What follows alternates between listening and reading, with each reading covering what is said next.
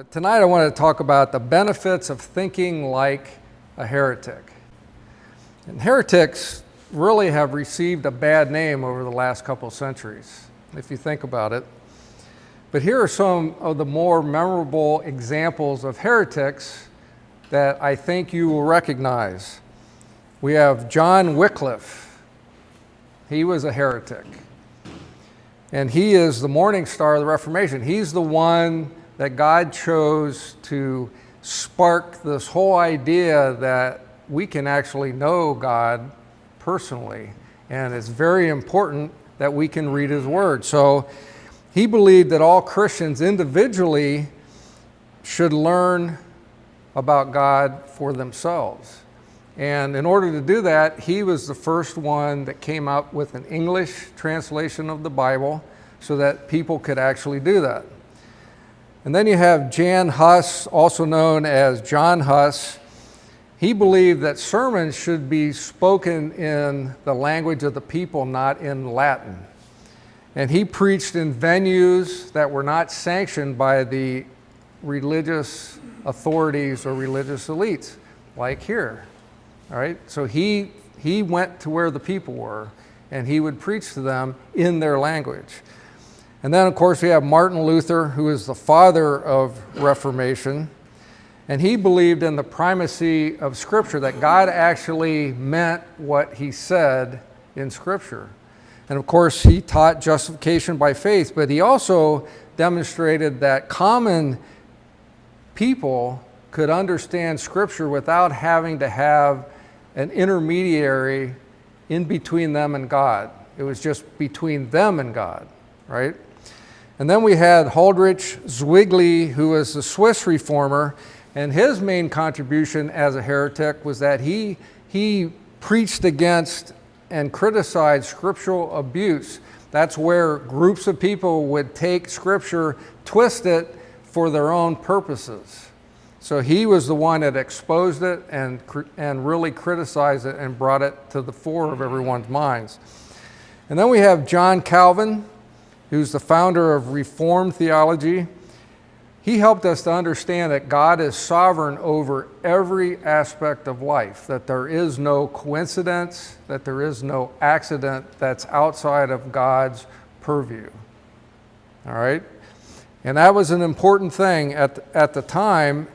And he also taught that Scripture was God-focused, not man-focused. It was all about God's glory, not man's problem.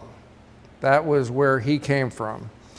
And then we had William Tyndale, who we know him as a Bible translator.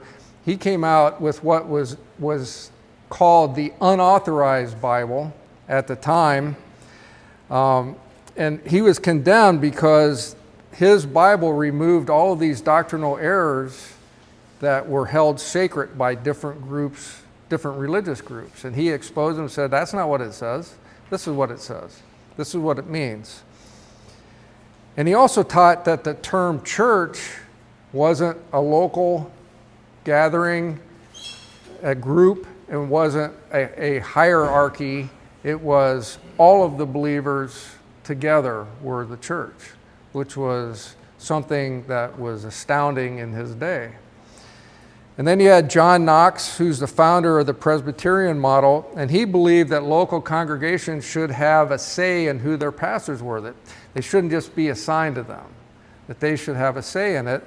And he also taught that Christians should not submit to evil rulers, which is something that the forefathers of the American Revolution grabbed onto and ran with. There's a whole lot more of these guys out there, but these are the most recognizable ones that we would all say, yeah, I've heard of that guy, I've heard of this guy, right? So here's the question, first question. What did all these men have in common that they were labeled heretics by the religious communities of their day? What did they have in common? Because they all have very interesting commonalities. And it was basically, I think we can boil it down to one thing. They differed in opinion and belief from the established religious dogma. That is actually the definition of a heretic. someone who differs in belief from the established religious dogma. And so each one of these guys was a disruptor. We talk about disruptive technology, we talk about all these things. They were disruptors, they were religious disruptors. And they wouldn't passively just say, you know, whatever the status quo is, whatever the widely practiced religious things that were going on, they would not just passively accept them. They questioned them. And each refused to blindly accept that the religious principles being laid down were absolute truths. And that's what people were expected. We had these church authorities, and this is how it is, and you're not allowed to question it. So these guys questioned these things. And then I think the reason was each one knew in their hearts, in their souls, that there was something more to be obtained, knowing God in a purer sense than what was known 500, 600 years ago. They knew this. They said there's more here. There's something more pure in knowing God and understanding Him in all aspects of life. And they wanted that not only for themselves, but for all people. And that's why they did what they did. Now, when you look at these guys, none of these men were perfect, and none of their doctrines and their teachings were pristine, but they pushed the envelope way beyond anything that was comfortable to anyone in those days. And for that, they were branded a heretic, and many of them lost their lives because of that. But they all held deep convictions that something just is off here. Something is just not right. And we need to dig and dig and dig until we find out what that is. And that's what they did. And I think that's really the challenge for us tonight. We live in this era of religious consumerism. We shop for things we want. We look for this, we look for that. And when we do that, we all do it for several reasons. Number one, each of us have preferences. And preferences are these manifestations of our heart's desire. That's a preference. We also have biases and prejudice, which are the results of our life experience. Well, I know if that usually happens when this and that usually happens with that. So we end up with these biases and prejudices. And then we have these preconceptions, and they're products of the things we've been taught over the years. I'm not going to think about that. I already know the answer. And then the last thing is we have these allegiances. And allegiances are manifestations of loyalty. It can be to a person, it can be to an institution, it can be to a tradition that we respect. And like all consumers, we default to the things that are normal and familiar and comfortable and defining and expected and exciting. That's what we default to because we have this consumer mentality. And all of our defaults are so automatic and so deeply ingrained, we don't even realize that we do them. They just happen without a thought. And if we're not careful, we can soon become sleepwalkers or religious zombies that just go through the motions of what seems to be normal and natural and comfortable. That's what happens. You guys most of you have been around other things that we've done together, and you know that in the past I've taught about the dynamic of faith. Very important topic. That healthy faith is never static. It's always growing. It's always on the move from shallow waters to deeper waters of dependence upon God. And this kind of faith is able to flow around all the dynamic obstacles and circumstances of life. That's the kind of faith that's called dynamic faith. Now, practically speaking, what does this mean? This means that dynamic faith is always questioning and always seeking. It's always wanting more of who God is and what He's doing, no matter what the cost is. And when you think about it, this is what those heretics did. All right? They questioned everything. They sought more. They pounded on the barriers of understanding until those were opened up to them. And this was, I think, the biggest single trademark of heretics, is that they never became complacent regarding their faith. They never became complacent regarding their faith. But this restlessness that they had in their souls was not just this for the sake of wanting something different. I think it really held deeper purposes. And three of them came to mind, so I jotted them down. The first was really to know Jesus more deeply and love him more fully. And I think Paul said this the best in Philippians 3. He says, "For Jesus' sake, I have intentionally set aside all things, because without doing this, I could never know him and the power of his resurrection." So he wanted to get the deck cleared so he could just be wherever Jesus was all the time. And so he gave up everything. And this is the first great goal of our faith, to be transformed into the image of Jesus. That's the primary goal. Before you can do other things, we need to become like him. Otherwise, what do we have to offer to other people who are looking for him or don't know what they're looking for? And then the second purpose behind this restlessness, I believe, was to identify and remove all the religious barriers, all the complications, and all the stumbling blocks that get in the way of any kind of a relationship with God. And when you study the lives and actions of these men, you quickly notice that these barriers and complications and stumbling blocks congeal into three distinct types that are all related, but they're distinct. And that would be institutional, traditional, and personal. So what am I talking about institutional? So this would be things like religious expectations, codes of conduct, rituals, practices. Or in other words, if you belong to denomination X or you go to church Y, this is how it's done. This is all that's acceptable. So that's the institutional barriers. And then we have the traditional barriers. The best way to describe these are the things that we do and we don't even think about it. Oh, it's Thanksgiving, so we do this. It's Christmas, we do this. It's Easter, we do this. We don't even think about it. And in parentheses, it is, we've always done it this way.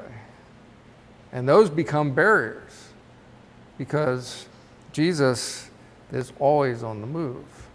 And then the last one is personal. And personal really is just basically wrong thinking and actions. We have these ideas of who God is, and we have these ideas of what he wants, and we have these ideas of how to please him. So those are all the things that they wanted to deconstruct and get out of the way to get down to a deeper and deeper and deeper truth about God. And that's what those guys did. And Jesus spoke to this in Matthew 23 when he said, "Woe to you, scribes and Pharisees, you hypocrites! For you tithe mint and dill and cumin and have neglected the most important matters of the law." In other words, you get caught up in all this stuff, but the things that are really important, you don't pay any attention to. You just blow past it.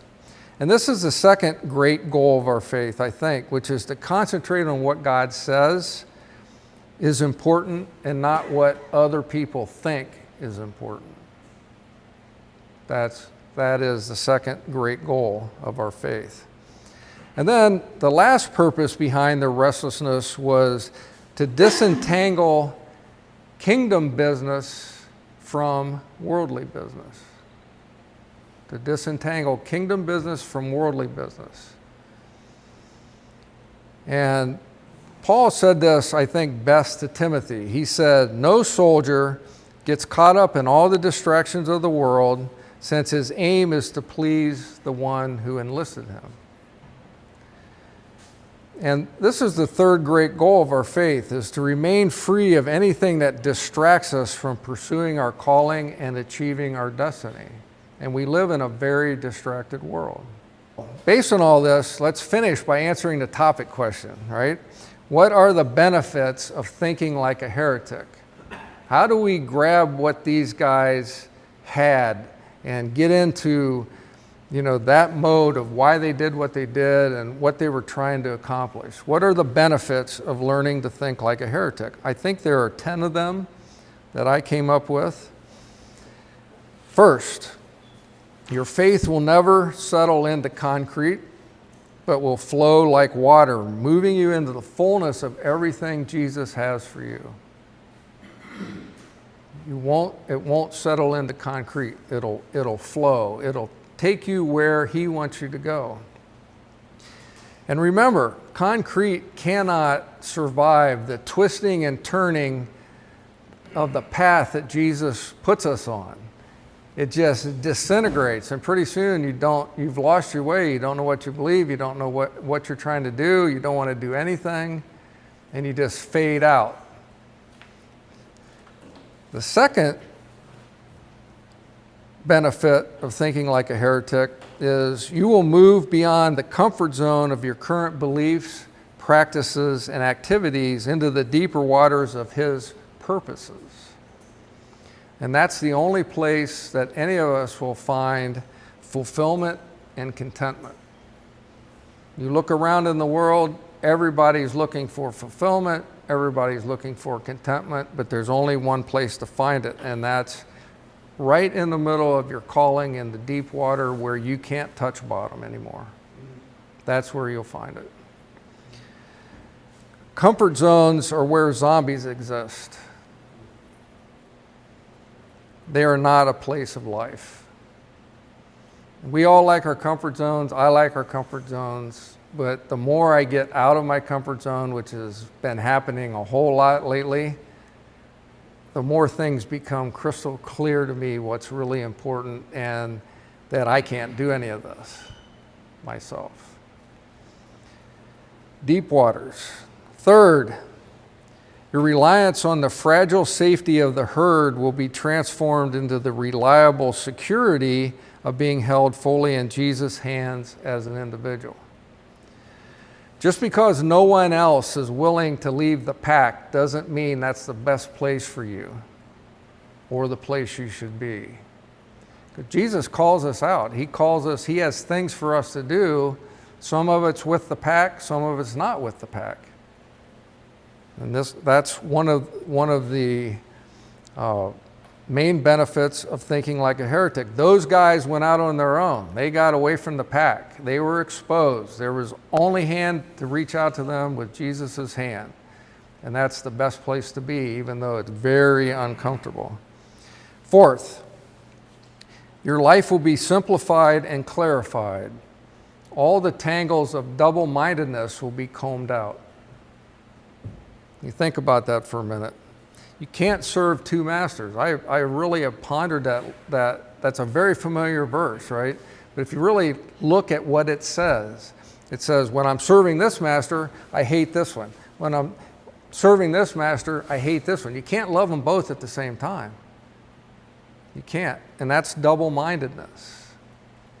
And that's a constant challenge for us.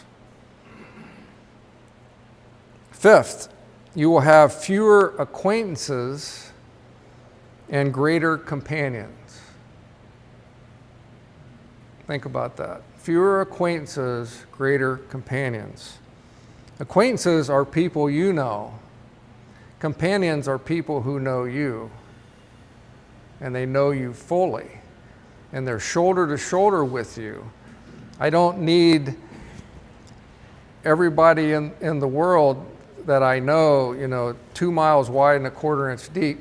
I need 6 inches wide and 2 miles deep, right? That's what we need.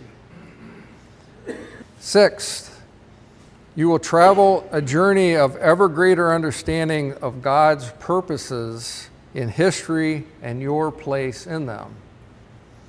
Everything that's going on seems crazy, but if you can understand what Jesus is about, executing the Father's plan, and figure out this is where I need to be in this situation, that's the best place to be. That's what Peter did. Yeah, we all say Peter was a knucklehead and he did all this stuff, right? He got out of the boat. He knew that the safest place in the middle of that death-defying storm was right there with Jesus. He wasn't 20 feet from Jesus. He was right there in his face. And then he looked at the waves and bloop. But he was the only one that got out because he knew that's the safest place to be. Number 7, the 7th one. You will see how Jesus is at work in all things concerning your life with increasing perception. And perception is the key word there. So this gives you something really worth talking about to others. Look at in detail, what God is doing in my life. Look at this situation. Then you have something to talk to others about. Something that is helpful to them going through what they're going through. Number 8, the ever-present narrowness of the path beyond the narrow gate will be filled with an abundance of Jesus. Most of us read Matthew 7:13 and then we stop. Oh yeah, the gate's narrow. But Matthew 7:14 says, and the way beyond the gate is narrow. The Christian life is not squeeze through the gate and then do whatever we want. The Christian life is a way of life that is narrow, narrow, narrow, narrow. And I was thinking about this today. I think this is why a lot of men stall out in their walk with Jesus. There's no room in that narrowness to drag a bunch of stuff from the world with you. So they get stuck. It's like, I don't want to let this go. I want to hang on to this. And then they get stuck and they can't go where Jesus wants them to go. So it's narrow for a purpose. What fills that narrow place when we're squeezing through the things that he wants us to do is his abundance. That's what fills the narrow space. The worldly stuff gets us stuck and then we can't move forward with him anymore. And I see that a lot. I've seen it in my own life. I see it in a lot of other people's lives. Like, what happened here? Why did this happen for me? Why is it happening for them? It's because I wouldn't set all of this worldly stuff down. I wanted to try to take it on the trip with me, but it's a place of narrowness. It doesn't fit. It won't go there. Number 9, the 9th one. Your horizon will shift from the temporal to the eternal. We talk about this a lot in religious circles, in different churches, all of these things about keeping an eternal perspective. But that's one of the benefits of thinking like a heretic. They had to keep the eternal perspective. Their life was totally destroyed. They were criminals. They were being put on trial. They became outcasts. They did all these things. So they had to keep the long view. And our temporal bank account, the entire accumulation of our life's work, disappears when we die. It's gone. So the question is, what will you have in your eternal account? And then the last one, number 10. Your first love, Jesus, will become primary. Your walk with him a priority, and your relationship with him closer than ever before. Because you're 100% relying on him when you think like a heretic. So your walk with Jesus will move beyond words to actions. I have a lot of conversations with a lot of guys and I hear all of this stuff, but it doesn't get beyond the words. It doesn't get to the actions. But when you're out there exposed and you're thinking like a heretic, actions is the only thing that you have anymore. You got to keep moving or give up. So, in closing, yes, heretics have received a bad name over the centuries, but where would we be without them? Think about that. Where would we be if none of these guys had decided to step out and go against the flow and challenge what everybody else thought and how everybody else saw and what everybody else was doing, and just went out on their own as individuals under the power of God and did things, where would we be? Still in the dark ages, right? So maybe we can learn something from them. Maybe learning to think like them will actually benefit our lives.